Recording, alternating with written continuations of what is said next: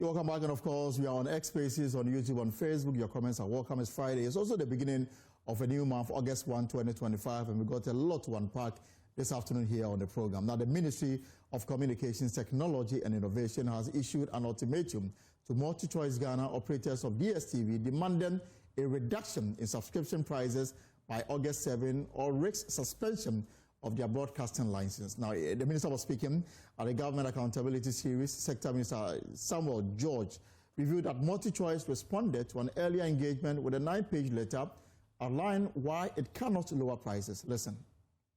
It's simply a policy direction. Whom am I to issue threats?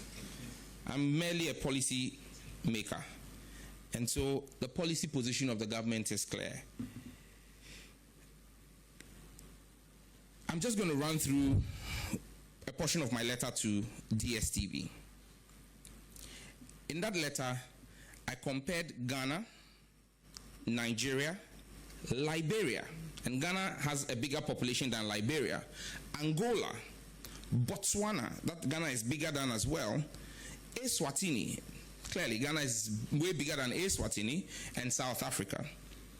For the premium package, Ghana pays 82 equivalent. What I did was I took all the package prices and pegged them at the central banks of all of these countries, their rates to the dollar, so that we have a uniform pricing.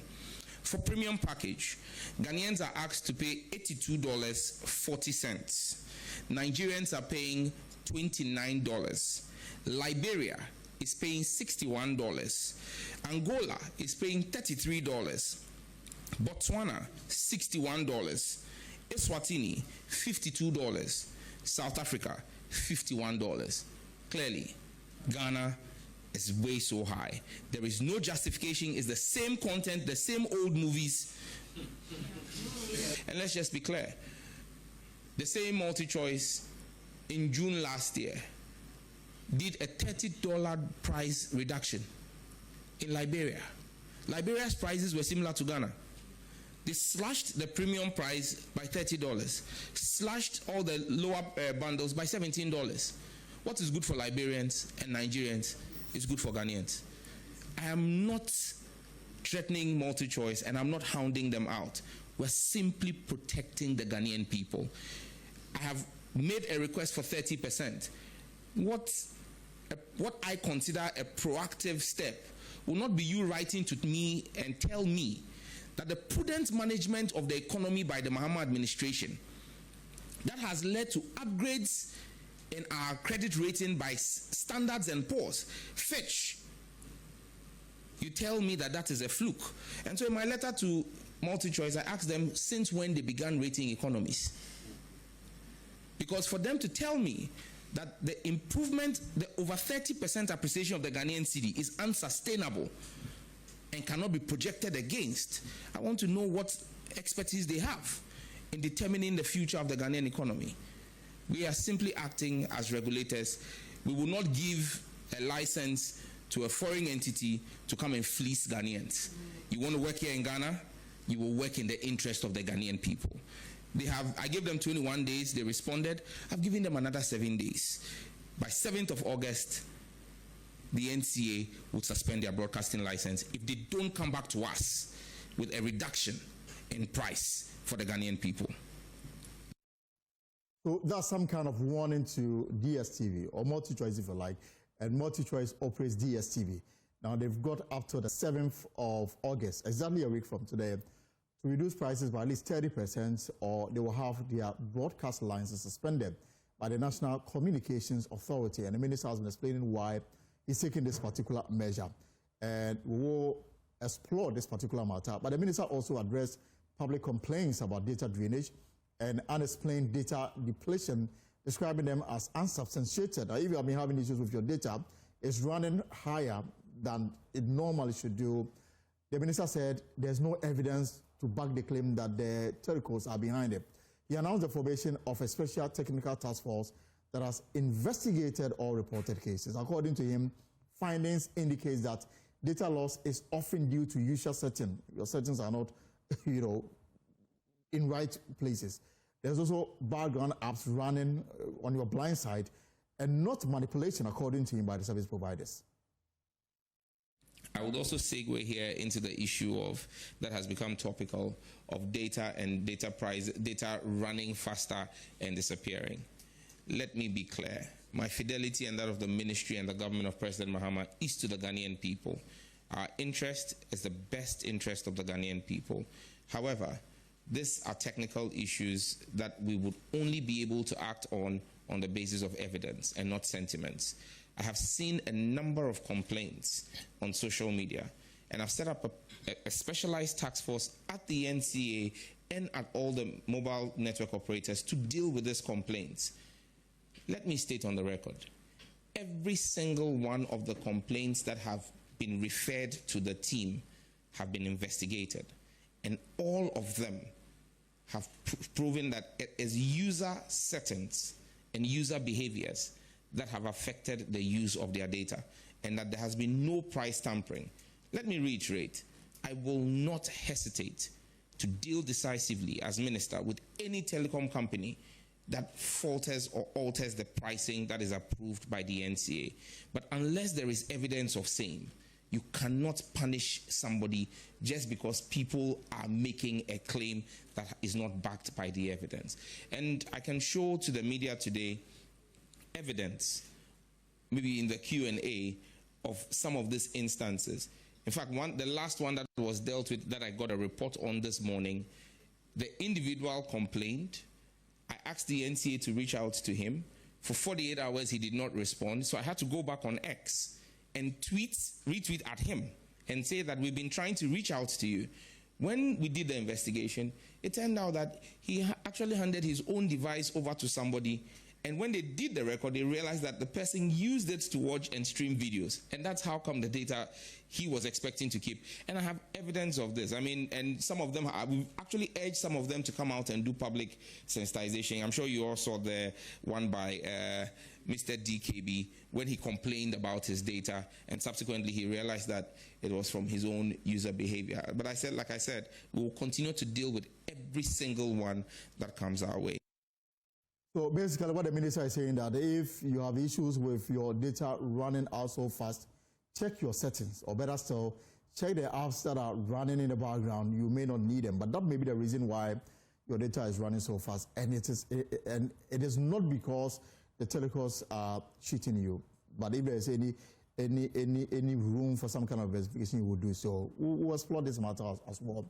Now, he's also warned that failure to begin full commercial 5G activity by the company tasked to do so by the end of this year would lead to him renegotiating or terminating the existing lines. Remember, the former Minister for Communication, Esla, also, before the MPP left office, launched a 5G program.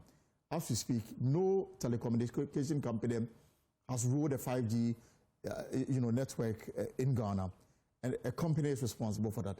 Listen to Sam George make the point that they must do so, otherwise they also have to go to some kind of termination.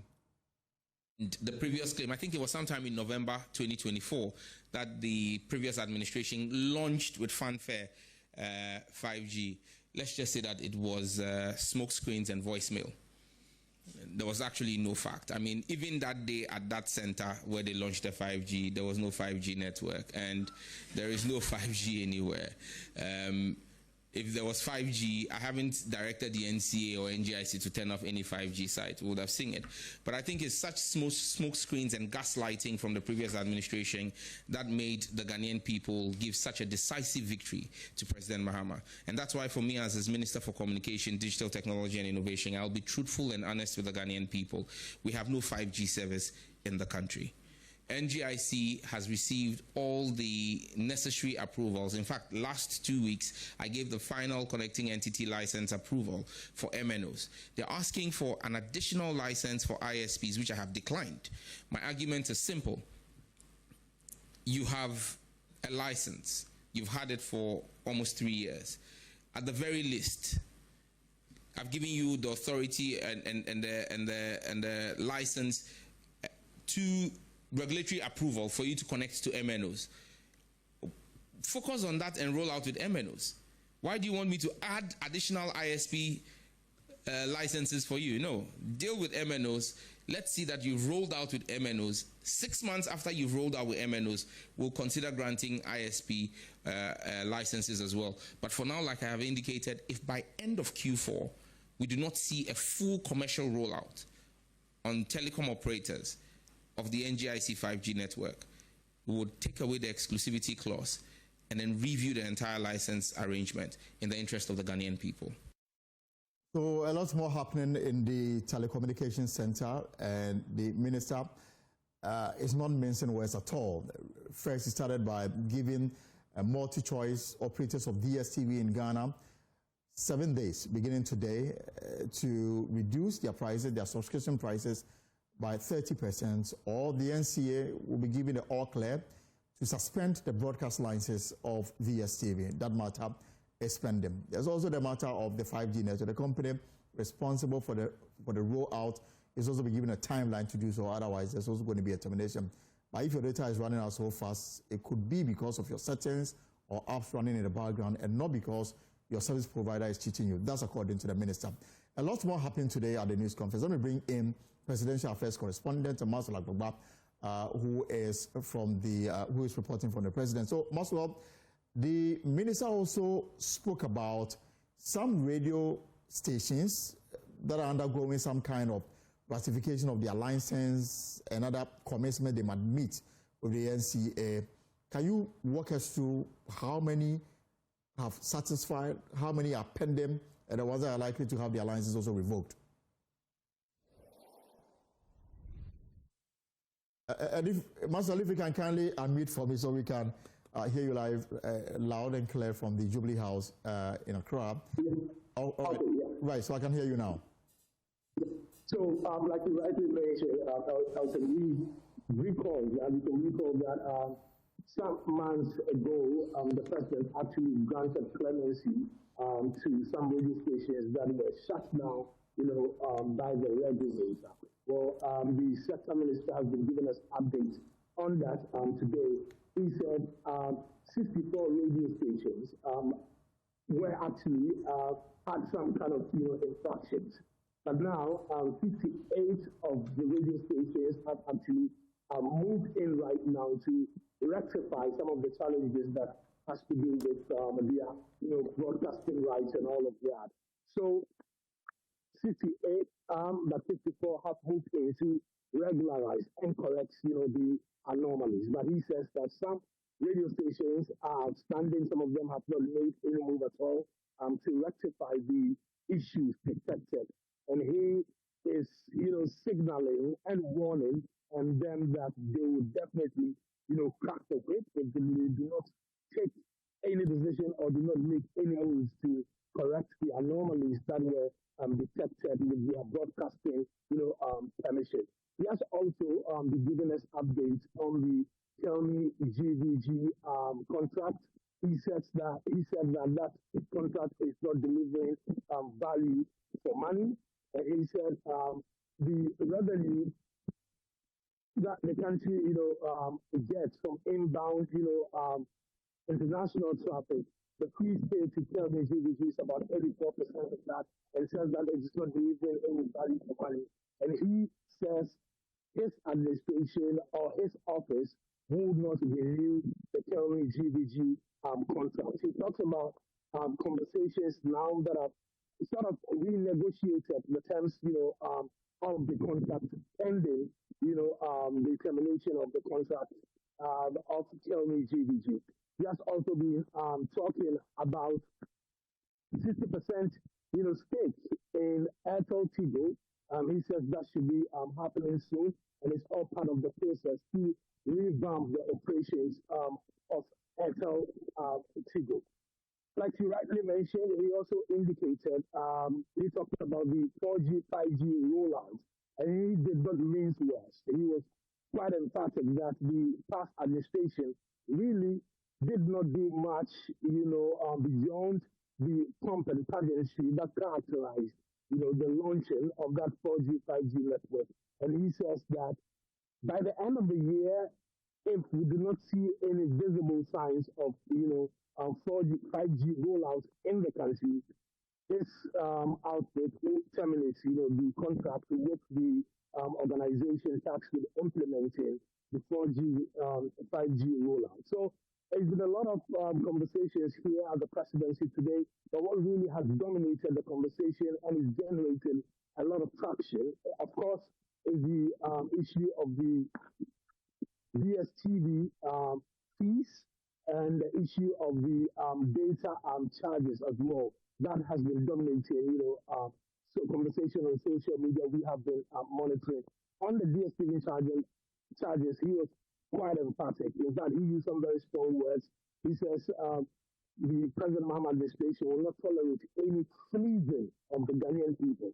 He also said the President Mahama administration will not tolerate, what he said was strange feeling, from the Ghanaian people. And he said the administration would make every effort to ensure that Ghanaians are the ultimate beneficiaries of, any arrangements with a multi-choice, Ghana on DSTV subscription. So we are waiting. He gave the ultimatum, August 7 ultimatum. We're waiting to see what exactly would happen after, the August 7 deadline that he gave out.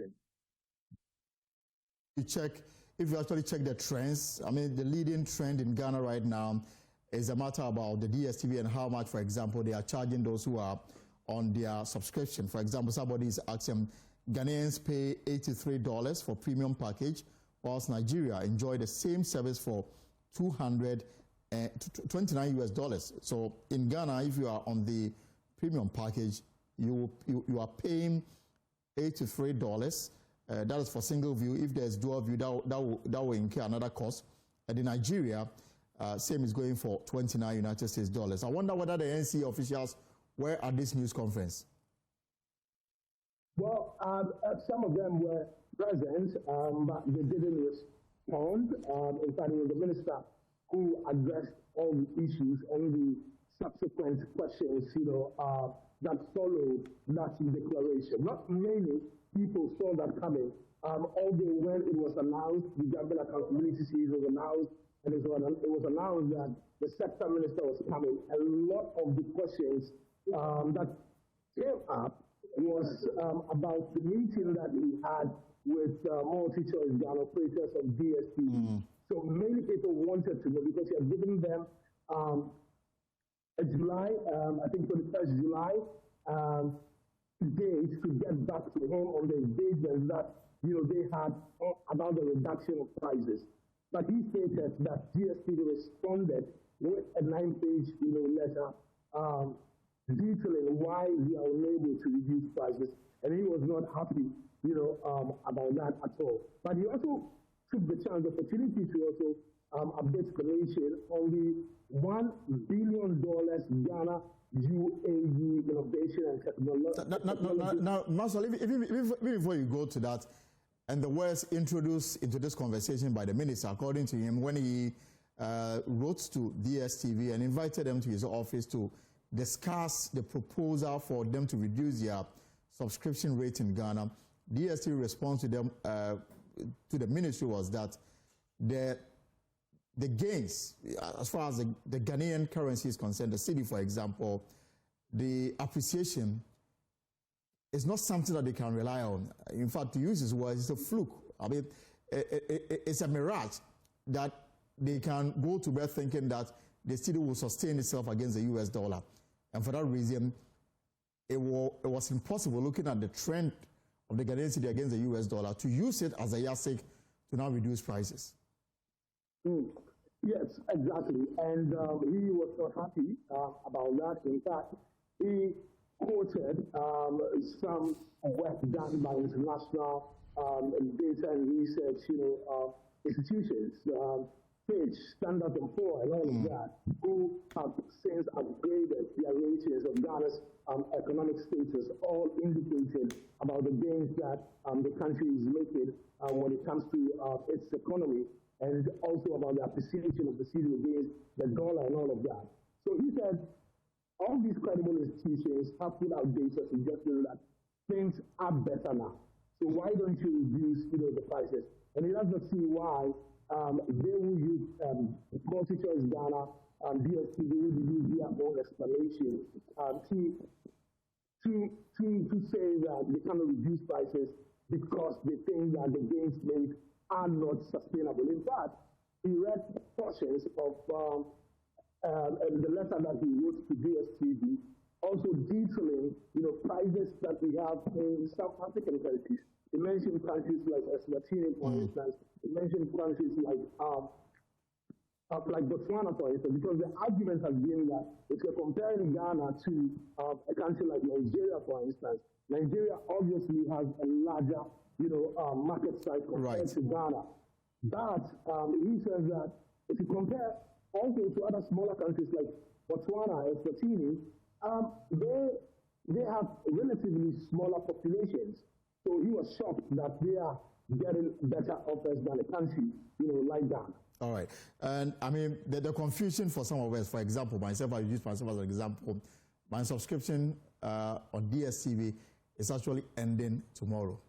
So if the suspension should happen on 7th of August, the suspension of their license, I mean, DSTV will be off air in Ghana. Do I subscribe or wait till after the 7th to see? That's a dilemma for me. But before I let you go, Maswell, there's also a presentation to the state of Palestine at the Jubilee House. Briefly on that. Exactly. That happened just moments after the government accountability series addressed by the sector minister. So we had President Mahama, we had the Foreign Affairs Minister, and other top government officials present. We had the Palestinian ambassador to Ghana also present, and truck loads of relief items and humanitarian aid packages were donated to the state of Palestine. And in fact, in President Mahama's speech, he said that Ghana as a country, its position on the issue that is happening currently, that Ghana recognizes a two-state solution to the current challenges that we have, happening in that part of the world. The Palestinian ambassador to Ghana was very excited about the humanitarian package that was presented to his country. In fact, he made comments that made quite a number of people present very emotional. He talked about some of the package includes, cocoa products, some like chocolates, all of that donated to Palestine. And he said, there are people in Gaza who've never tasted, chocolate. And he said, some of the aid packages that were presented to them when given to the people, they'll be very excited about it. He would uplift their mood. He talked about the current situation there in terms of hunger, the devastation caused by the, caused by the bombardments and all the happenings, there. So he was very excited, about the presentation, and he said he would go a long way to uplift, the Palestinian people. All right. Master, I'll leave it here for now. Thank you so much. And it's been a while I saw you in the office. Hopefully I'll see you soon. All right, so that's for the matter of DSTV. Remember also that we've got a conversation with the minority leader. Parliament just took an indefinite break after, considering bills, statements, attending to government business. The House closed and will be off for some time, and it's unclear when they'll be back. But the minority leader, he's got a lot of concerns. They sent a petition to the president. That petition has yet to receive response, plus other matters of national interest that we're going to have that discussion on. And that discussion is coming up pretty soon. We also have the latest on Paul Adom-Otchere. We'll share that with you. He was released and later taken back to the office of the special prosecutor. It's unclear what is happening.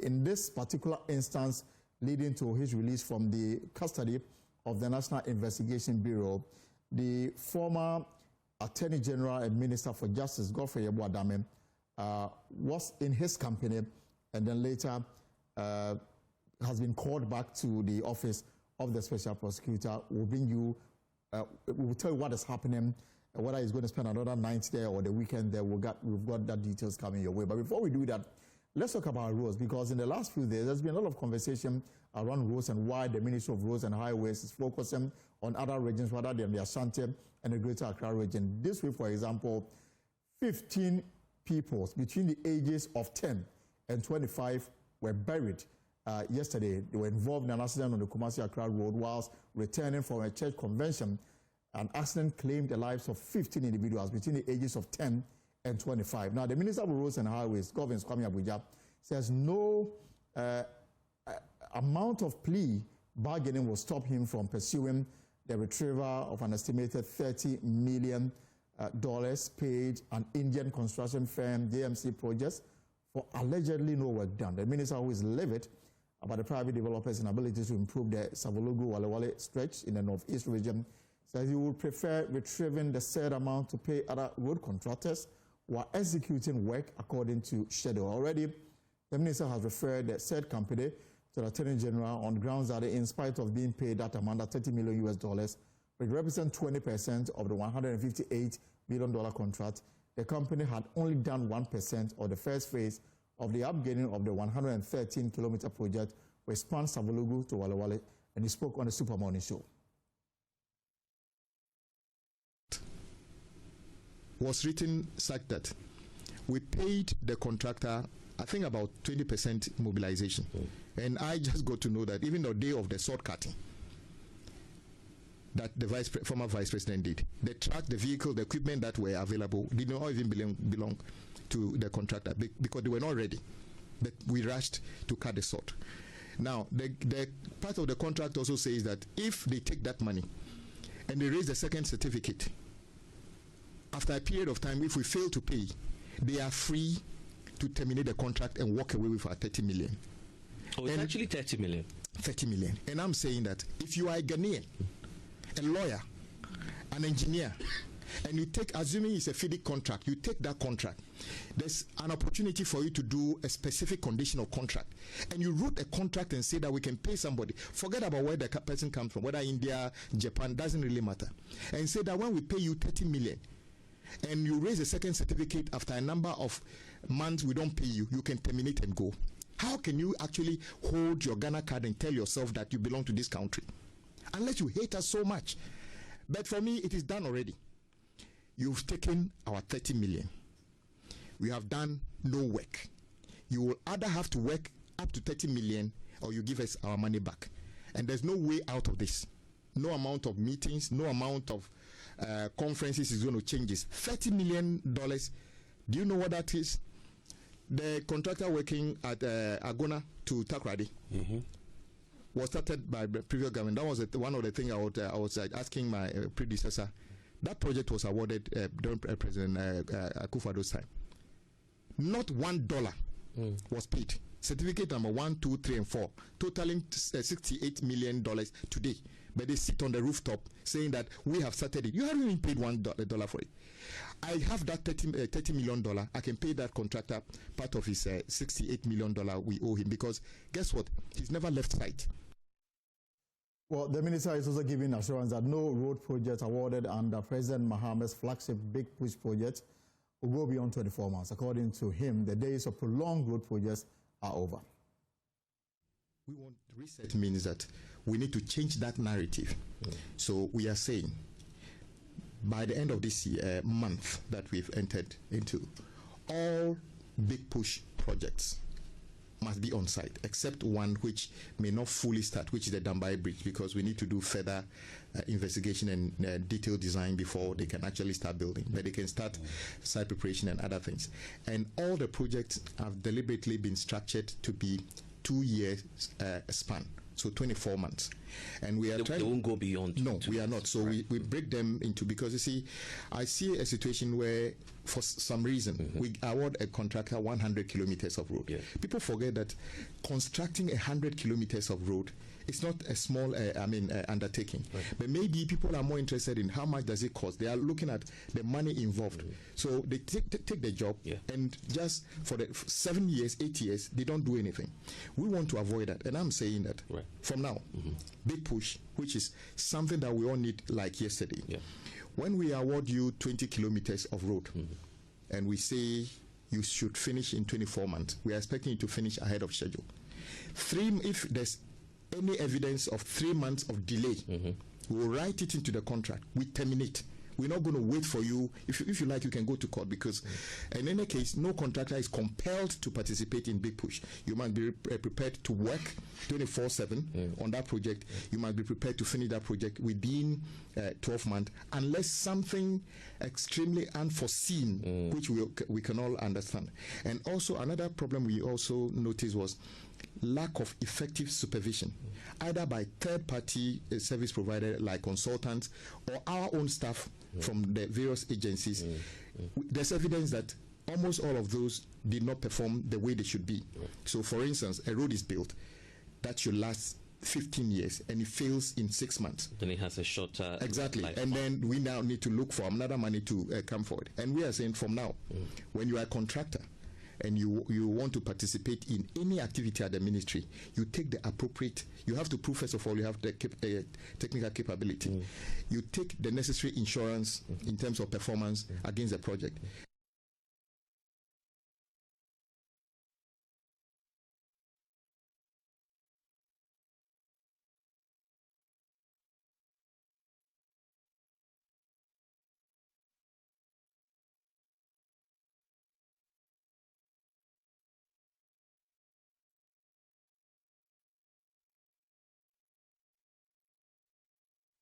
Right, so we're still looking forward to that interview with the minority leader. He's on his way, and shortly we'll bring that to you. But before we do that, the La Traditional Council has called on President Mahama to respond swiftly to what they describe as a politically motivated manhunt following the controversial demolition of a warehouse reportedly owned by businessman Daniel Macaulay, known as McDan.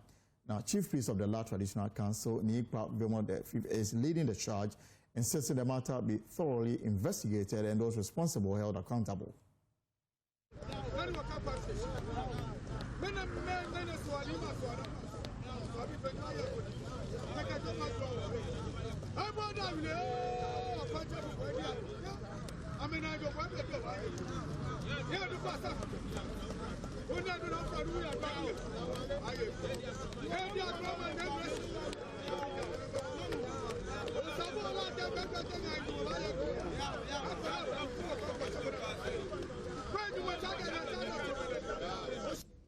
We should never pay that.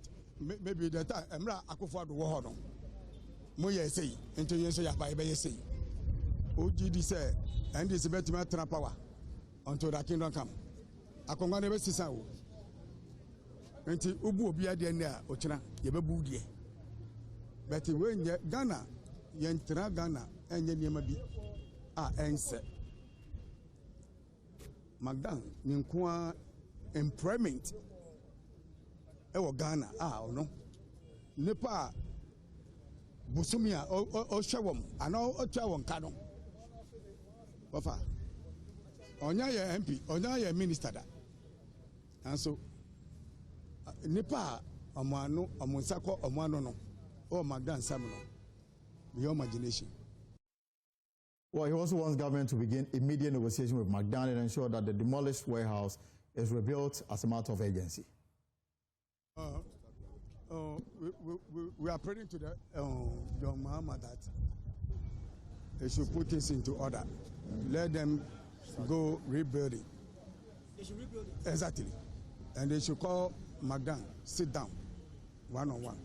I think the problem will be solved. We'll take a short break. When we return, we'll have the latest on the OSP versus Paul Adom-Otchere, and of course that interview with the minority leader, Afenyo-Markin, when we return. This is the Pulse, and here on Joy News, and of course stories we are keeping tabs on this afternoon, the OSP and the Paul Adom-Otchere issue, plus also the minority leader. Parliament just went on an indefinite break. The minority leader is our guest as we walk through what the House was able to achieve, plus some other national matters of concern. Now, a member of Paul Adom-Otchere's legal team, Neonatal, is pushing back against the conditions set by the Office of the Special Prosecutor following the former charging of the former board chair of the Ghana Airport Company, Paul Adom-Otchere.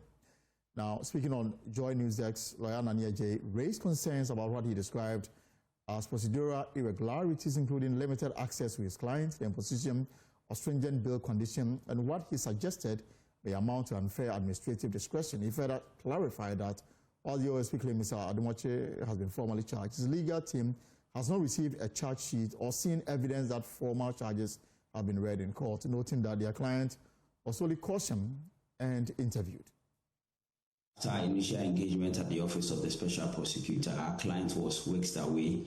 Eventually, deep in the night, we discovered it was at one of the national security facilities, but we're still yet to have access to him. However, the team is scheduled to meet the Special Prosecutor's team this morning, and so we are confident that we would have access to him in good time. Why do you think you've not really had access since last night? What is at play here? David didn't tell you where he was until you found out that yourself? Again, I'm unable to say why, but we all know that a suspect or a person who is detained access to his counsel must be unfettered. And for us, the need to know where the suspect or accused is, it's not just a constitutional ordainment, but then it's also the fact that in specific circumstances, people have needs, people have medical needs, others, people have dietary requirements, and so it becomes necessary at all times, while keeping the person to make sure that his welfare and well-being is also well attended to. And so it's rather unfortunate that we've not been able to, contrary to reasonable expectation, but we are confident we would this morning. All right. Do you believe that the OSP is following due process in detaining your client? So the OSP, as we all know, is a creation of law, and by the Establishing Act, they are permitted to establish to exercise the powers of the police, which include the right to grant bail and the right to detain. However, in the exercise of that power, there is a discretion which largely is done at the whims of the OSP or its officers, and that is where we have taken issue with it, that in the exercise of that power that the law gives them, they have not been fair to our client, considering the circumstances and the requirements. But it's a new day. We are confident that something may change. Yes. Whilst refusing to comment directly on the recent detention of Paul Adom-Otchere, the special prosecutor responded to reports claiming he owns no landed property. Now, he was addressing members of Parliament's Constitutional, Legal and Parliamentary Affairs Committee, currently touring some selected institutions. When we go to court, when we charge people, we go to court. We don't oppose bail. Other prosecution, have we ever opposed bail? Last week, Wednesday, I did an agreement in respect of the MPA matter. When he got to bail, I just got up and told leadership that we are not opposed to bail, so we are leaving it in the charge. We don't oppose bail. We do not use bail to punish individuals in this office. What we do is just to secure by law your attendance in respect of the investigations, and if we are minded to take it to court, if we think we have the requisite evidence.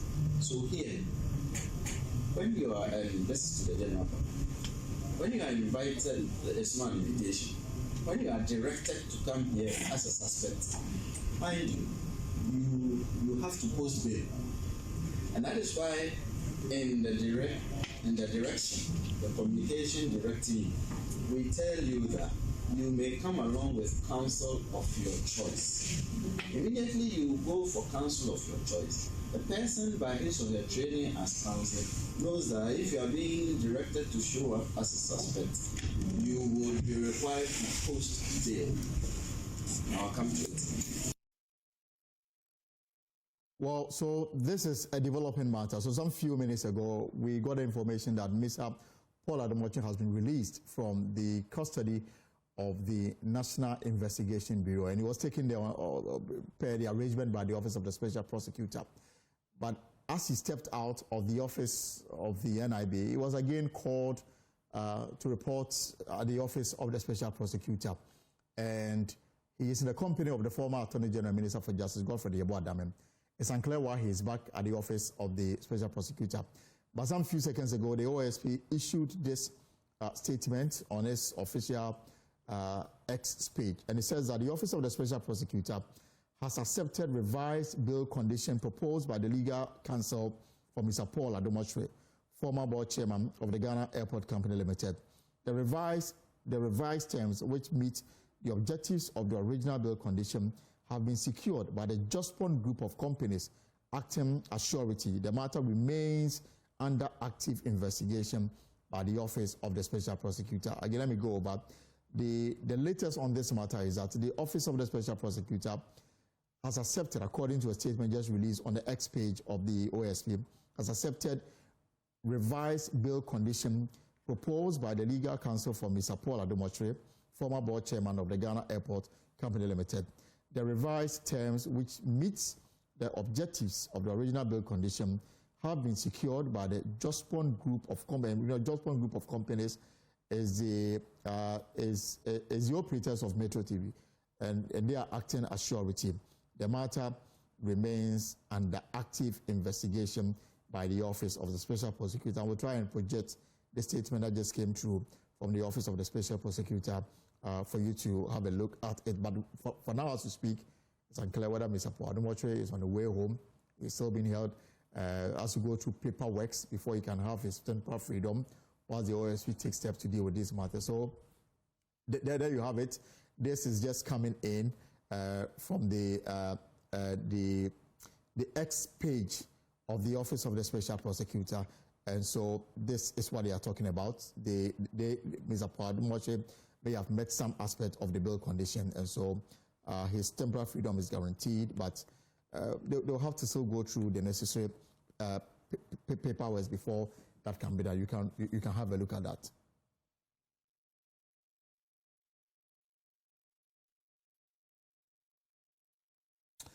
Right, so this is the latest on this particular matter, and we're also trying to get the lawyers for Mr. Paul Adom-Otchere for some clarity on this matter. But the OSP today, spent some time with the Parliamentary Select Committee on Legal and Parliamentary Affairs, and the office is calling for the establishment of a central institution to lead the fight against corruption in Ghana. Special Prosecutor Kisi Ejabin proposed that his office be formally designated as a focal point. He emphasized that without empowering the OSP, Ghana should forget about making any real progress in combating corruption. You know, by a constitutional setup under Article 19, presumed but there are certain circumstances, especially aware of the situation, the narcotic offences. You know, the narcotic offences, there's a reverse bonus on the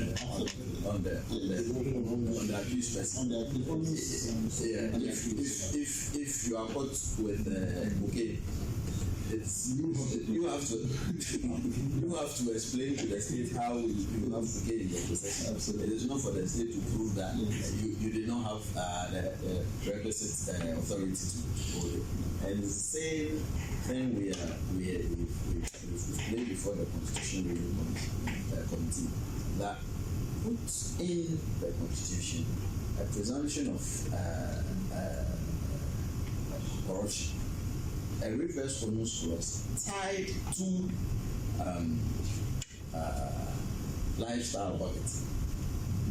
And so you are matching a person's known lawful income with their resources. Right, so this is what is coming in from the Office of the Special Prosecutor and the matter relating to Paul Adom-Otchere. The latest is that the office says it has accepted a revised bail condition proposed by the legal counsel for Mr. Paul Adom-Otchere, former board chair of the Ghana Airport Company Limited. The revised terms, which meet the objectives of the original bail condition, have been secured by the Jospon Group of Companies, acting as surety. The matter remains under active investigation by the Office of the Special Prosecutor. I'm trying to get more on this particular matter with lawyers for Mr. Paul Adom-Otchere. When we get them, we'll bring them down to you. As we also look forward to the minority leader. We'll put some of these matters to him. But the Metropolitan Chief Executive for Secondary Takrade has raised concerns over a steady rise in HIV cases within the Western region, despite national data showing a decline. The MC says the region continued to record worrying figures. Speaking at the General Assembly, Frederick Feidu also addressed issues relating to urban safety, prostitution, and staff motivation. There's more in this report. At the General Assembly meeting of the Secondary Takrade Metropolitan Assembly, MCE Frederick Feidu did not hold back. He began by drawing urgent attention to the alarming spike in HIV infection in the Western region from 1.5 5% in 2023 to 1.62% in 2024, a disturbing contrast to the national decline. The recent surge in the incidence of HIV infections in the Western region, despite a slight drop in the national rate from 1.53% in 2023 to 1.49% in 2024, the figures in this region rather increased from 1.55% to 1.62%. Now, this should be a matter of concern to all of us as residents of the region and the metropolis. DMC attributed the growing prevalence partly to rising prostitution across the metropolis, from Takoradi to Sekondi all the way to Escado. He stressed the need for pragmatic social and security measures alongside medical intervention. Being the only metropolis in the region, and consequently susceptible to the influence of people who may be living with the virus but not on treatment. Beyond the effort being put in place by the Assembly to support the HIV desk officer in working closely with the Metropolitan Health Directorate to frequently carry out free counseling and testing exercises on this matter, we will look at the increase in the activities of prostitutes in the metropolis. You find them at all corners, from Takoradi through Sekondi to Escado. And if we want to fight HIV, something must be done about the activities of this night work. An urban safety, Frederick Fedu, praised ongoing efforts to improve street lighting across the metropolis, a long-standing concerns for residents and businesses. It is imperative that we continue to work at improving on our street lighting situation. So far, a number of steps have been taken by management, including the repair of the hydraulic platform to assist with maintenance, as well as replacement of street lights. Also, the cooperation of honorable members have been critical at helping us gather data on the number of street lights required per electoral area. Right, we'll take a short break and return with more on the program. Stay put. Back and let me take you to Parliament now, where the minority spokesperson on the economy and development for Joe Ponkroma has slammed government for not taking proactive steps to stop the imposition of 15% tariff on Ghanaian export to the U.S. market by the U.S. Now, the U.S. President Donald Trump imposed new tariff on a host of countries, including Ghana, under a sweeping executive order issued on Thursday aimed at addressing what they describe as persistent trade imbalance threatening the U.S. national security. Now, speaking to Joy News, John Ponkroma said instead of President Mahama engaging directly with the U.S. counterpart, he assigned ministers who could not achieve anything. So I think first it's disappointing that despite all the signs being on the wall, we have ended up here where we now have a 15% tariff on Ghanaian exports to the U.S. market. And it's more disappointing because we had earlier suggested that the president himself has to engage at the highest level. But this administration, unfortunately, is interested in a lot of PR settings. So you saw the foreign minister claiming that he has summoned the ambassador and all the photos, but it doesn't solve it. You needed the engagement at the highest level. Even some of the countries that engaged at the highest level did not exactly get to the levels that they wanted, but at least you could see a lot more seriousness and effort put into it. Unfortunately, we danced around it, and now we have a 15% tariff on Ghanaian products that are being exported into the U.S. market. I think what the government needs to do at this point in time, first, is to get a clear understanding of the scope of products that are affected. Second, to explore what other markets could be beneficiaries of these exports other than the U.S. market, so that those trade volumes are not inordinately affected. If you look at the breadth of the tariffs across other countries, it could trigger another round of global inflationary pressures, which could then come back to haunt us. And so in that regard, you again expect government to begin to explore how they can mitigate should that happen. Again, Mr. Okojo Nkrumah says the tariff will not make Ghanaian export competitive in the U.S., and Ghana risks losing not only money but jobs as well. So the local exporter to the U.S. market is competing with other countries who are exporting similar products to that market. If we have a 15% tariff slapped on our export, and that same tariff is not slapped on competing products, our product on the U.S. market becomes less competitive. After a while, the importers in the U.S. who source from Ghana will now shift to those other markets. And then the trade volumes, the export volumes from that will dwindle. When it starts dwindling, the productivity within the economy that generates that trade volume will also begin to dwindle. So you see growth for those specific products dwindling. You will also then begin to realize that the jobs that lead to that productivity will also now begin to dwindle. So it has a value chain effect, and it is important for government to quickly pivot and look at where else can I find markets that are not less competitive, so that the export earnings, the export volumes, the growth, and the jobs that come out of those exports will not suffer inordinately. Right, so we'll have more on subsequent bulletins from Parliament. They wrap up the meeting for this term and are back up on an indefinite break.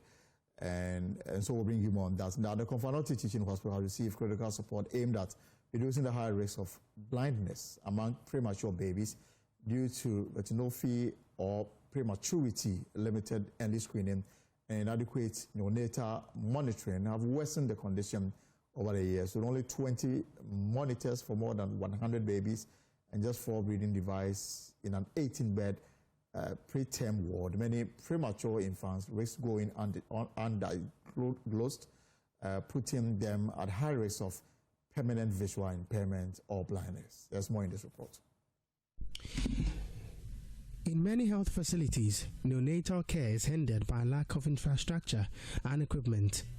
At the Neonatal Intensive Care Unit of the Konfano Teaching Hospital, these challenges present a dilemma of how many possible cases of retinal blindness have been left off the hook. Retinopathy of prematurity is an eye disease that affects premature babies, usually from abnormal blood vessels to grow in the retina, which can lead to blindness. Neonatologist and second head in charge of the NICU at Cath, Dr. Nana Rekubrobe, explained the ordeal, needing urgent investment. Ideally, whenever a newborn comes in, the newborn should be monitored for oxygen use, so the baby should be on a monitor. Unfortunately, as at now, we have less than 20 monitors. Okay, so if you have over 100 babies on admission, that means that you have to use your discretion, choose which one needs the monitoring the most. Okay, then you put the baby on the monitor. If for some reason you have a sicker baby coming in, then you'd have to take the monitor off that baby and give it to the sicker one. We have the breathing devices as well. They're supposed to provide respiratory support. Again, if you take the acute preterm ward, it's an 18-bed capacity preterm ward, and unfortunately we have only about 4 or 5 of these. Presently, the Cath NICU has received 20 neonatal oximeter probe, 20 live box pulse oximeter, 10 Vayu bubble CPAP, and 15 Pumani bubble CPAP, worth $66,450. So this is most welcome. It would make a world of difference in our practice, and that combined with the ROP screening, we are certain that it will definitely improve the outcomes of our premature babies, and we are on our way to achieving the Sustainable Development Goals. The equipment provided through the benevolence of Africa Eye Imaging Center, an NGO that prevents retinal blindness using telemedicine, in collaboration with Zero Blind Babies, will assist with monitoring and protection of babies' eyes and overall health. Africa Eye Imaging Center partnered Cath in 2024. More than 3,000 eye screenings have been conducted for preterm babies across the Ashanti region, with over 25 babies successfully treated. CEO of Africa Eye Imaging Center and a consultant at Cath, Dr. Kwesi Ajiman Ahmed, says that donation is an advanced intervention to ensure holistic prevention and treatment for child blindness. One of the risk factors for they developing this condition is when they are that small, they are given oxygen. But the oxygen that they are given is usually what you call 100% oxygen. But you need they don't need 100% oxygen. So there are certain devices called oxygen blenders that helps to reduce the concentration of this oxygen to prevent them from developing this condition. And so that is why we also decided to go a step further, apart from screening, to donate these equipments that will reduce the concentration of the oxygen and then prevent them from developing retinopathy of prematurity, and also eventually even save their own lives. So better oxygen management and monitoring for cats. So that is what necessitated this donation.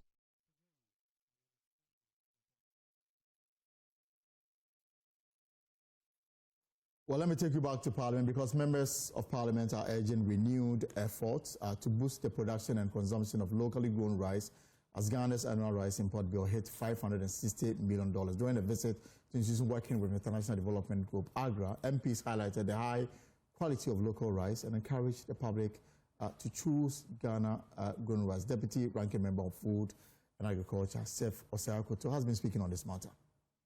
So important rice. If you look at the rice industry, you are still getting a lot from outside. My wish is that through AGRA, they should be able to support the implementing partners and the consortium so that they can be able to move the rice industry to a certain pedestal. I have enjoyed the rice and the quality is good. So the advocacy should intensify the advocacy for Ghanaians to adopt eating Ghana rice. Ghanaians like to eat foreign rice, and AGRA has focused on working with NGOs and institutions to improve the production of Ghana's rice from our farmers. And I think for these matters and factors, we need to continue to support AGRA.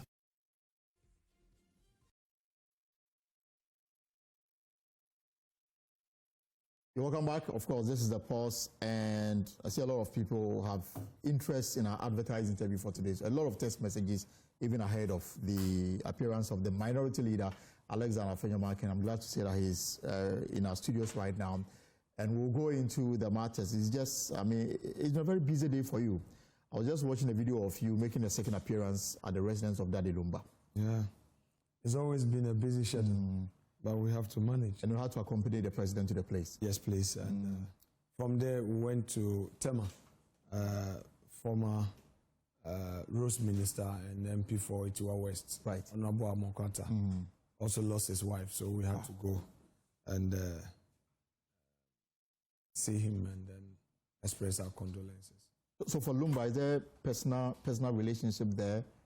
Oh, well, I think 2016, when we were young MPs in opposition, he visited us and inspired us. You know, at the time, I think there was really no hope as to whether we were going to win the 2016 elections.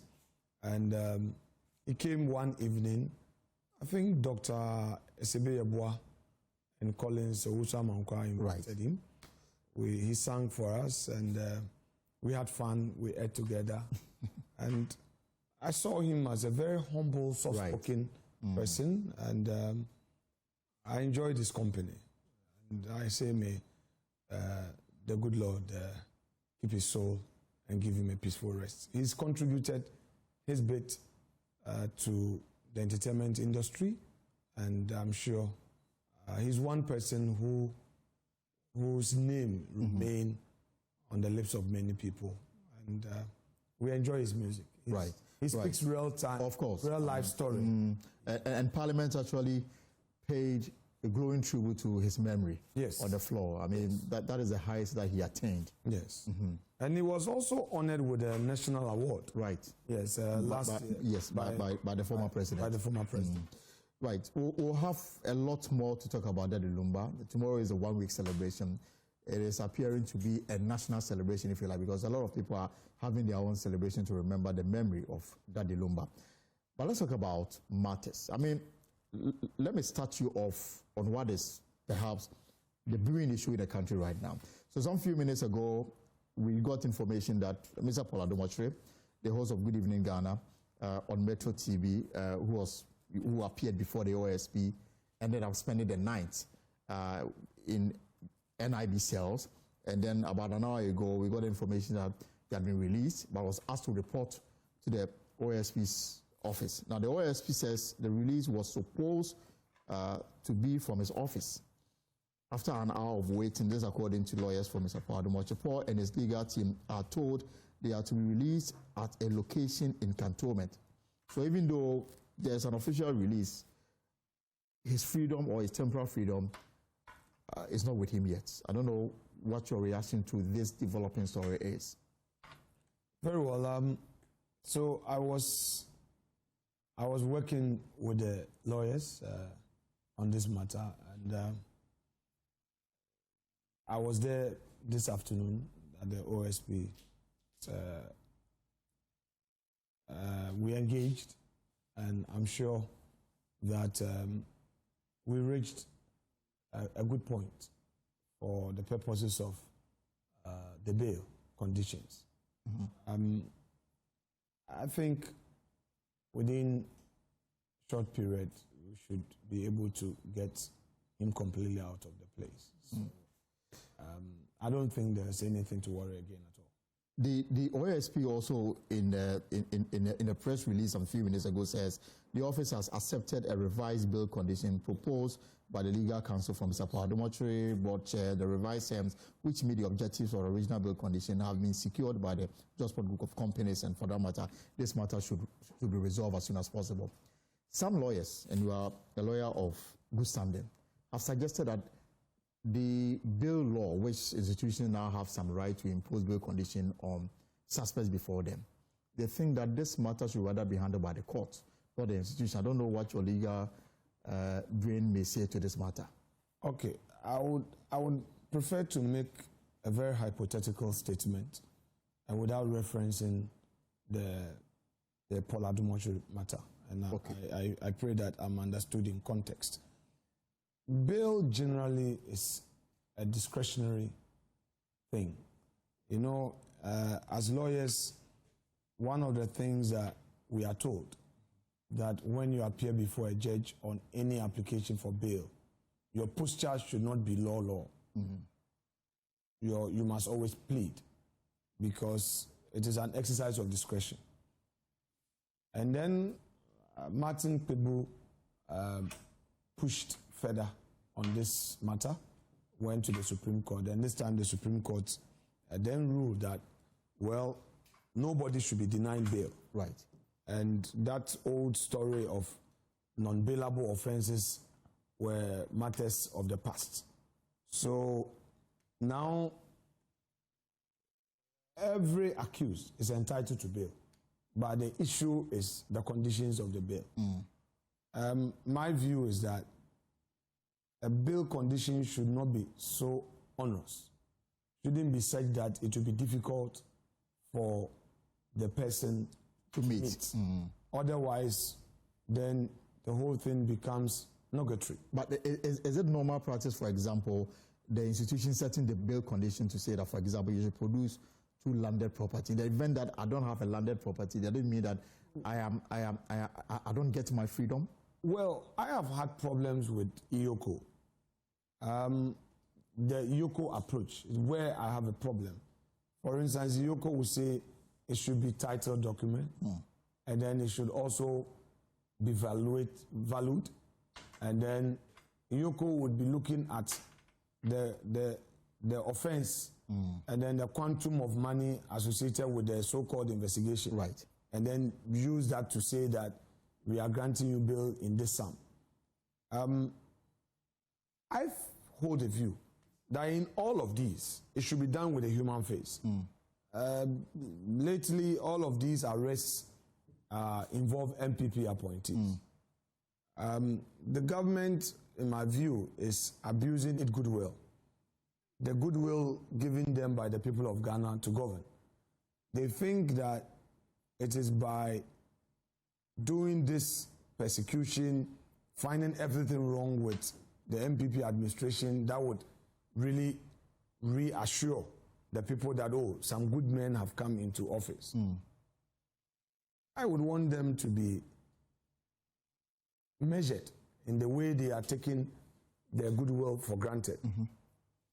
Very soon, Ghanaians will wake up and ask for the daily, issues, the things that confront them.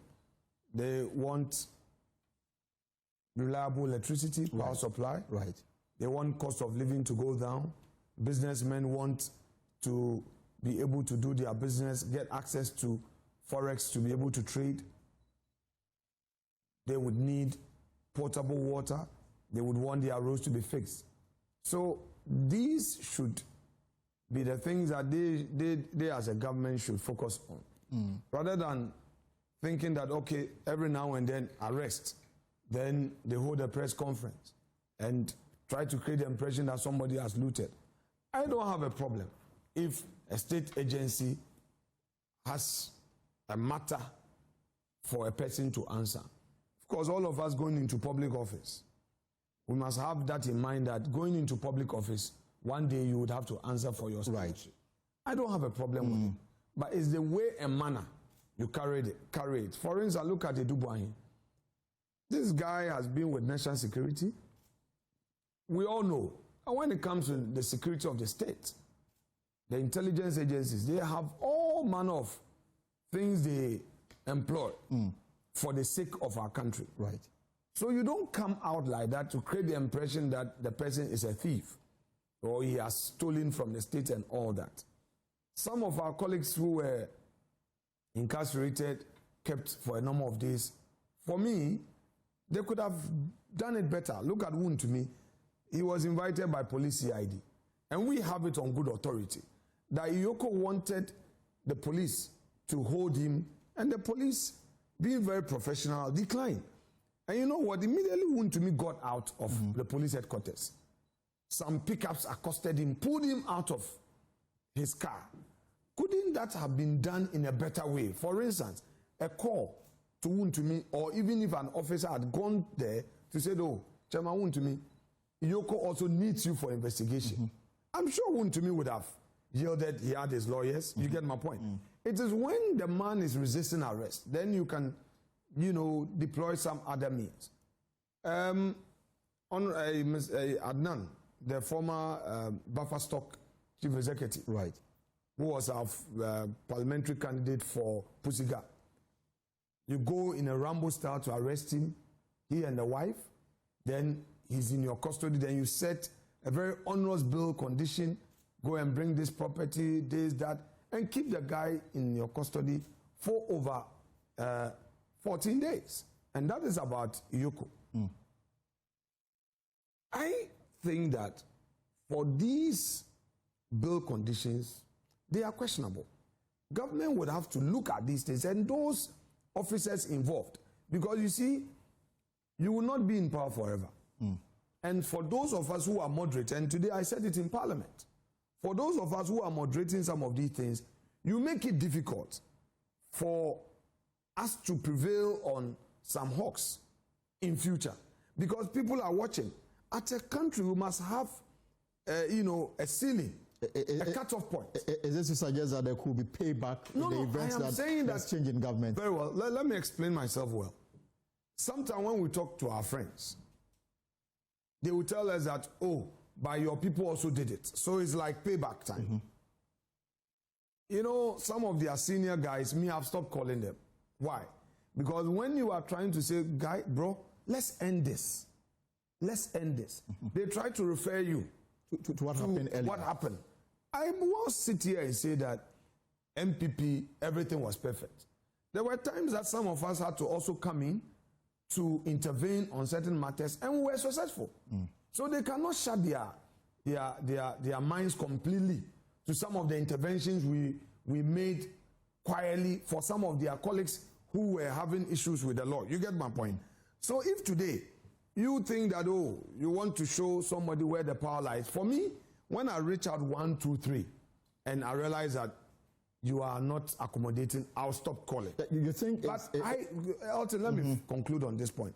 I think that as politicians or as political leaders, we must wake up to a day where we would allow the law to work in a human way. If you don't give the law a human face, sooner than later, you yourself will become a victim of it. And I'm saying that after over 30 years of practicing democracy, isn't it enough for us to end this vicious cycle of you do you, I do me? Right. When you talk, our friends say, hey, you, okay. But don't be too happy because this power is like an ice block. So basically, your problem is with the mode in which the mode. I don't have a problem. Why? It's not about the fact that accountability is being demanded of us. Well, Alton, we must all be accountable. We must all be. Are you under any investigation? No. Nobody has invited me to answer any question. If I am invited to answer for my stewardship, the few months I spent at ECG, why not? As board chair. Of course. I was appointed in July.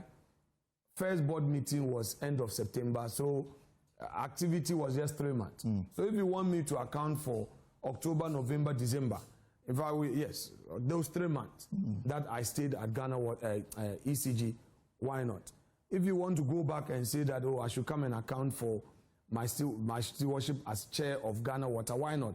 I mean, I kept the records, you know, and if there's any question and I have to answer, you will do so. Able to answer. But beyond politics, as a member of parliament, if you want me to answer for my stewardship as a majority leader and whatever, I should be able to. But beyond politicians and politically exposed individuals, I mean, yesterday in wrapping up the media review, even today in closing parliament, you had issues to raise with how businessmen are also treated when there's change in government. And this is not the first time you've raised this issue.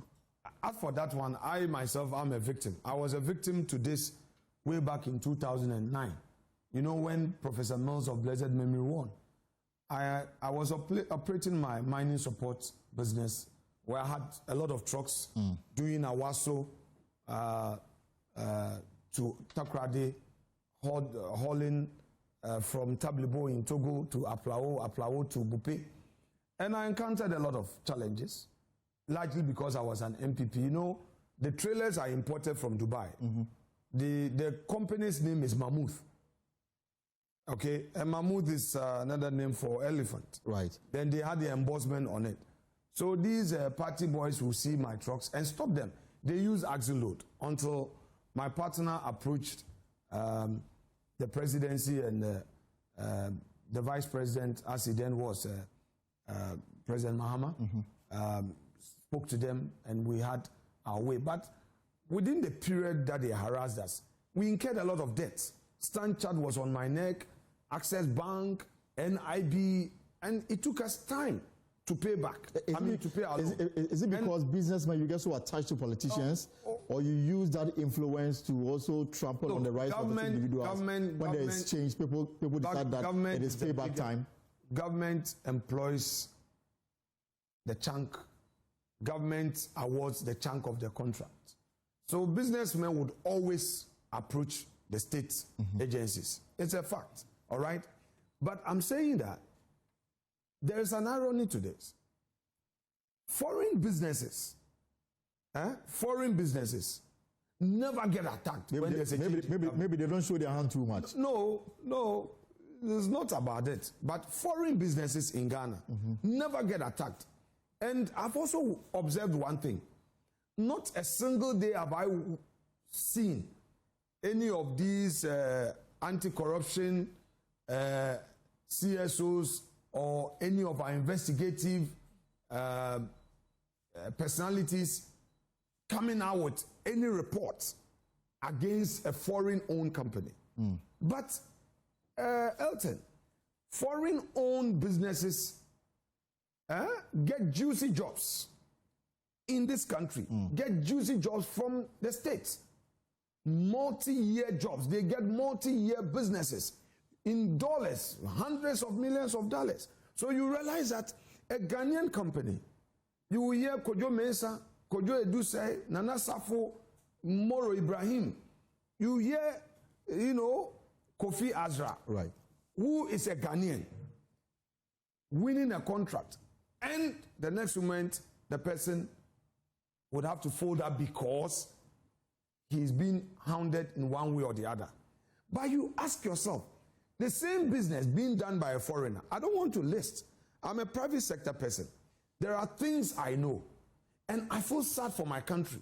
And I pray that we, the politicians, will change our attitude and help grow our own economy in this new era of unilateralism in foreign policy, where countries are now moving inwards and saying that they want to protect their own turf and are not extending aid to growing economies like ours.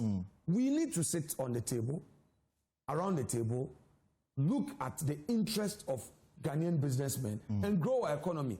These foreign firms, they make their money, they have to repatriate it. But it doesn't mean that it doesn't mean that if back to their home country. It doesn't mean that if they've done wrong, we should. I'm not saying that. We should look the other side. No, I'm not saying that. But I'm saying that a lot of times you see that they suffer the most. The more. And I'm saying that we should look at it again. Hardly would you hear that there's a change in government, that, a foreign-owned business, because would go through some harassment, because their embassies are also watching. Right. Their ambassadors, intervene for them. And because it's a foreign-owned company, an American company, a British company, you are an Israeli firm, you are scared, you are cautious. But if it's a Ghanaian company, you now would want to dig. Who supported you? Who is your friend? Oh, this guy is your friend. He's an MPP or NDC, so let's go after the person. I'm saying that the time has come for us to end this. We have huge unemployment in our country. Almost all our graduates are talking about government jobs. We have to encourage businesses to expand. We need to encourage people, instead of going to do fixed deposit, instead of going to buy treasury bill, to use those monies to establish businesses. Right. When we do that, what people do is that, okay, I have my money. Let me go and put it quietly in a fixed deposit, treasury bill, so that at the end of the month, I earn my interest and quietly enjoy. Buy my ticket, go and spend it in Dubai. Buy tickets, travel to Europe, and then the money is sitting down. We must create an atmosphere where Ghanaian businesses will feel comfortable establishing their businesses. All right. Let's move away from that because of time, and Parliament just went on recess indefinitely. You don't know when you're coming back. You, in summing up the meeting, I mean, you reference the potential threats that Parliament face because of the numbers. And I wonder whether that is just cosmetic or there's real threats there. 184 against your side.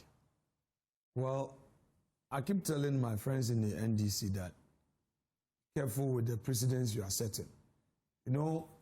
Let's look at the history of our politics.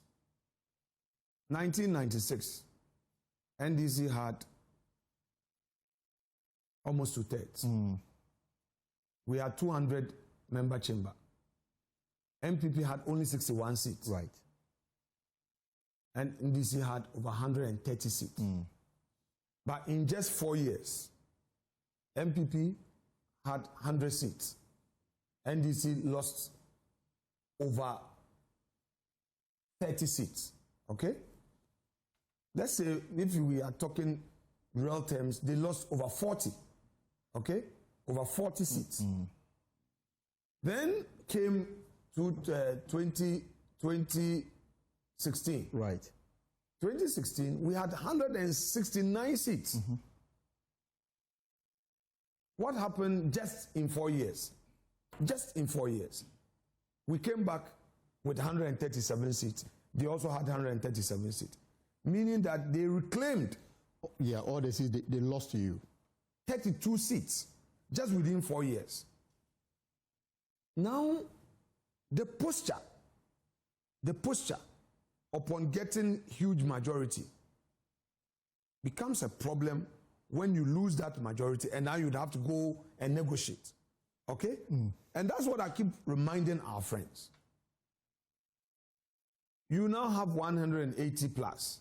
84. So you think that, after all, the 88 or 87, we can railroad our way and then they don't matter.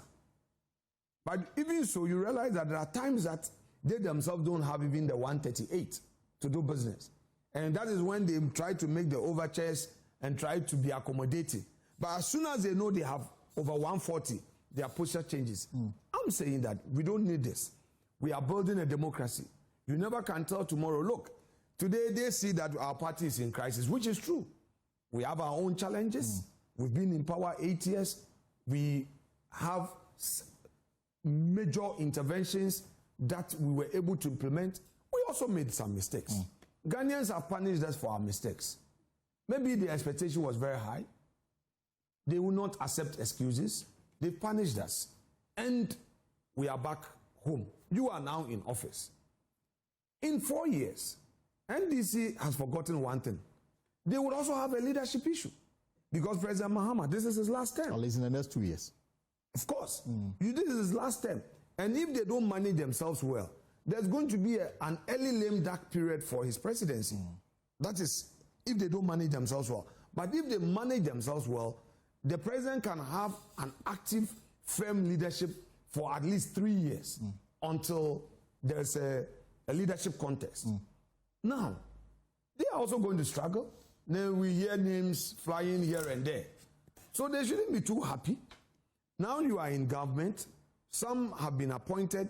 Some have not gotten appointment. So that apathy automatically comes in. You are a government implementing policies. Some people will be happy. Some will be disappointed. So there's another disappointment there, another apathy. So don't be too happy with the numbers now. All we need to do is to accept where we went wrong, rebrand, unite, get the base right. We finish with our leadership context. Right. In January, we are done. Understand the collective will of the party and then move on. And prepare for 28.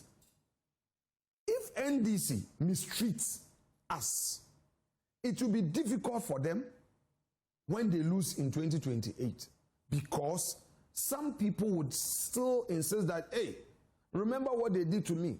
And even on the floor. And that is where we need they need to be measured. I'm saying that the wise ones, the smart ones, should prevail on the horse and let them know that the victory they had in 2024 is not a forever victory. Right. Because you have a 2028. You're not gonna have President Mahama as your candidate. You are going to have a fresh face. Okay?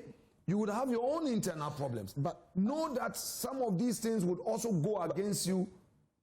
And then if you are now beating somebody at Ablikuma and you are proud of it, bear in mind that tomorrow you may not be in power. So I urge them to be measured. Yeah, because 2028 could be anybody's victory. Absolutely. And I wonder, we'll come to the petition you sent to the president, whether you've gotten a response. But even on the floor, I don't know whether there's issues between you and the first deputy speaker, for example. You've had issues with some of the things that he's presided over, particularly around voting, quorum interpretation, legislative fairness. I don't know your assessments of the first deputy speaker. Despite the numbers they have, you appear to have issues with him. Okay, so let me be very fair. I think we are all adjusting. And therefore, it is his first time being a first deputy. Myself is my first time of being a minority leader. Ayarega is first time being a majority leader. So Eche, the firm first time being chief whip on his side. I think that I don't have to take some of those issues personal, and I don't take it personal. I can't use anything that I disagree with them to judge them. I'm sure they also have problem with my approach. So I think we've had 6 months. This is our second meeting in the first session. So we are done. We are getting used to each other. No, but even at the appointment committee, usually when he is not in the chair, the process is quite peaceful. I'm saying but whenever I have is in the chair, it's always more like a cat and mouse business. I'm saying that eventually we'll get used to each other. Leadership is not easy. We all want to assert ourselves. So I'm not here to fault him or say, Bernard is this or that, Ayarga is this or that. We all make mistakes. We are all adjusting, and I'm sure by end year, we would have adjusted to know each other so that we work better for the good of democracy. The petition you presented to the president, any response from the presidency? Officially, not as I'm aware of. Not yet. Disappointed that the president has yet to respond to your petition. This is the minority we are talking about. Oh, well, let's see. It's too early. I mean, we haven't received an official response, but let's see. Akwetia is coming. I was coming to that. Whether the absence of a response and Akwetia coming up could have some impact on the conduct. NDC's posture in Akwetia will tell us whether they are turning a new leaf. They would want democracy to be without violence. So let's see how they react in Akwetia. But if there's no resolution, there's no a path in terms of the parties coming together to work towards Akwetia, and with the hindsight of what happened at Blekuma North, then clearly the both parties will go into Akwetia with some kind of a mindset of protection. No, MPP is a law-abiding party. I do not think that violence has helped any democracy. We must not encourage it. We must not support it. We should rather take steps to give a positive outlook to democracy. People must do their campaign. The process of voting must be safeguarded. When it comes to the counting, we should allow the space for fair, transparent system. I think we should all work towards that, all right? But seriously, when you initiate violence, it becomes difficult to control it. And I keep telling our friends, if for any reason we made some mistakes, it is not for them to repeat, okay? If we made some mistakes that they were not happy about, they compromising or they be acting peaceful or they coming in with a new approach wouldn't make them, what's the word? I want to use a particular word, it would come. But I'm saying that they should look at the broader issue and the bigger picture of governance and say that, look, all that Ghana needs is peace. Look at what is happening in Boko. Somebody was killed in Kumasi. Somebody was killed in Asawase. And at Afenyo, somebody was shot. You never can tell. When people have their own personal scores, they use some of these things to settle scores. Why not de-escalate? We are the political leaders. Our utterances, our posture, some of these boys, and I keep also cautioning NDC, you use them, one day, when you don't satisfy them, they would unleash that violence on you. But I surprise you that up until now, there's not been any movement in terms of prosecuting those who obviously, because they sponsored them. I mean, there's no doubt on my mind that the party hierarchy knew what was happening. They supported them. Of course, the leaders decided to stay away from the crime scene. They did the plausible deniability thing. But we are not kids. I mean, we had intel that was what they were going to do. And they followed through. But they should be mindful that one day some of these boys would come after them. Few issues, and then we can go. Two issues I want to touch on before our time run out. ORA and the way they are going about it. You say there's selective justice and political witch hunting. The Attorney General this week justified the reason why they entered into a 60-40 deal with the founder of the defunct Unibank. Your thoughts on that, and we can talk about the you think he was successful in convincing us or persuading Ghanaians that he was on the right path? No. I'm saying that with time, Ghanaians will know their true colors. Why? You are saying that you struck a 60-40 deal. On what? when you yourself, you were previously the man's counsel. What many people have forgotten is that the Attorney General was a lawyer for the defense counsel for Dr. Dufo when they were in opposition. And then today you issue a statement saying that, you are not saying they are guilty, neither are you saying they've been acquitted, but because they were able to reach out to you. Who does this? But it has led to a recovery of some amount. Recovered what? What have they recovered? Please. He never said so. Let's leave it there. He claimed there were some asset, blah, blah, blah. Please. Asset worth over 800 million Ghana cedis. Please. And then commitment to pay some amount of money. Please. And then the admission that they were fictitious in the presentation of bank records to the regulator. Please. Bro, let's give it time. Let's give it time. Everything is a matter of time. Let's give it time.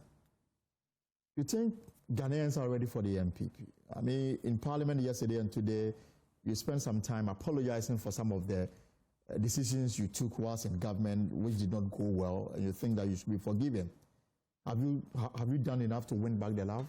Well, I would admit that many people, especially our own base, are still not happy with us. The anger is there, I admit. But they also expect that we do things better in terms of internal organization. You see, Alton, there's something about life and human psychology.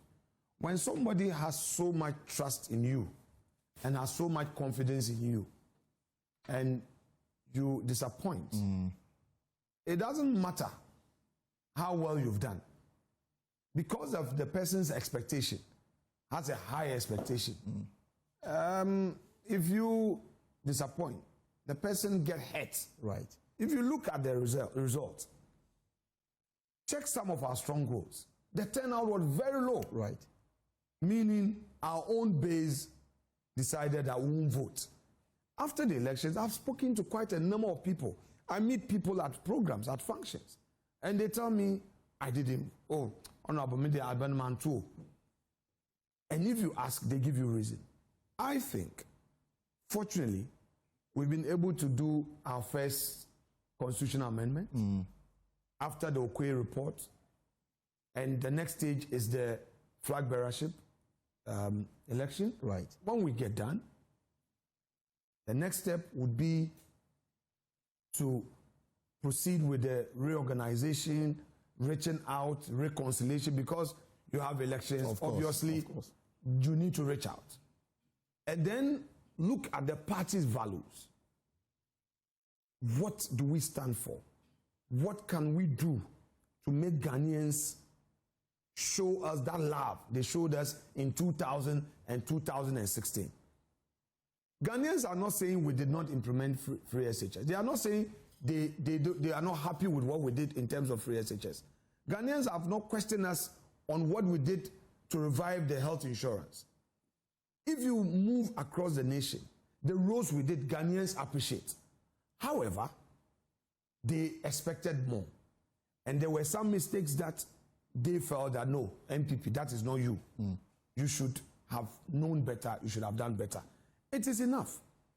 Once you get to know this, your job is to repackage yourself and give assurance. All right. I am quite sure that eventually when we do all this internal reorganization and assure the nation that, look, give us another chance. After all, didn't President Mahama ask for another chance? Yes, he did. And didn't the Ghanaian people, upon hearing him, give him the chance? Now he's been given the chance. He's been exposed that the Galamsey, organized labor, has told us. They have done research. They've been there. They're saying that, look, within 5 months, the Galamsey situation has worsened.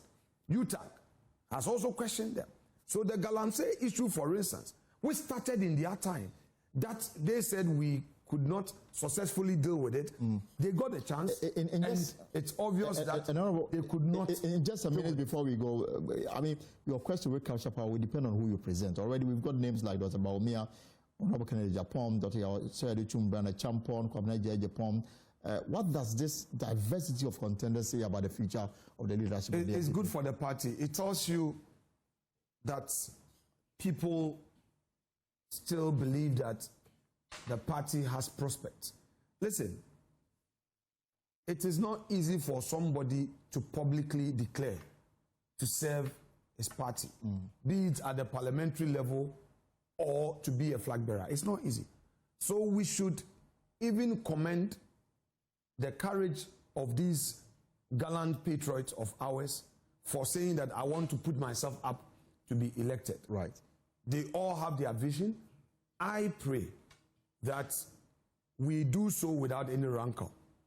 We in Parliament have a duty to stay united so that we rally behind whoever becomes the candidate.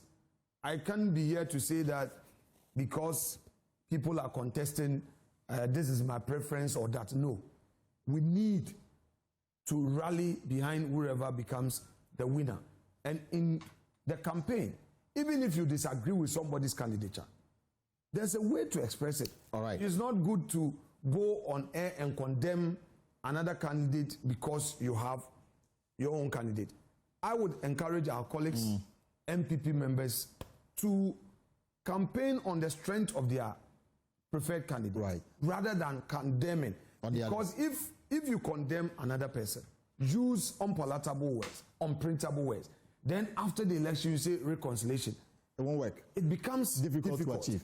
So they should all add up to the process of reconciliation now, where your own actions, your utterances, things you say, things you write on social media will all be aimed at ensuring reconciliation. We'll have to leave it, Your Honourable, because of time. I wish we could go on, but that's the minority leader in Parliament, Osahin Alexander Afenyo-Markin. I see you do a lot of golfing these days, but I'll have to join one of these days. My name is Elton Brobe. Have a good weekend. Take care.